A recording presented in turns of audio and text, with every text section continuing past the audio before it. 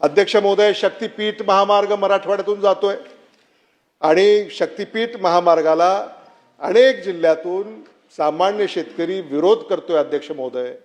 आणि सामान्य शेतकऱ्याचा विरोध असताना महाराष्ट्र सरकार शक्तीपीठ महामार्ग करण्याचा अट्टहास हा का त्यांनी मनाशी बाळगलाय हे मात्र आपल्याला कळायला मार्ग नाही। अध्यक्ष महोदय, समृद्धी महामार्ग आम्हाला अशी माहिती मिळते की महामार्ग तो झाला, पण अजूनही तिथे जे टोल नाके आहेत ते ओसाड पडलेले आहेत।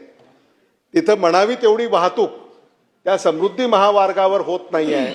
आणि म्हणून जर अशा महामार्गाचा ताजा अनुभव आपल्यासमोर असताना जर पुन्हा आपण शक्तीपीठ महामार्गासारखे शेतकऱ्याला जे मान्य नाहीत असे महामार्ग जर आपण तयार करणार असू तर पुन्हा या अशा विकासाच्या योजनाची खरंच आवश्यकता आहे का हे मला मुद्दामून या ठिकाणी सांगायचं। अध्यक्ष महोदय, समृद्धी महामार्ग होतो, शक्तीपीठ महामार्ग होणार आहे, लोककल्याण महामार्ग होणार आहे, एवढे सगळे महामार्ग या राज्यामध्ये होत आहेत, पण मराठवाड्याच्या पिण्याच्या पाण्याची जी गरज आहे ती सरकार कुठेतरी भागवताना दिसत नाही।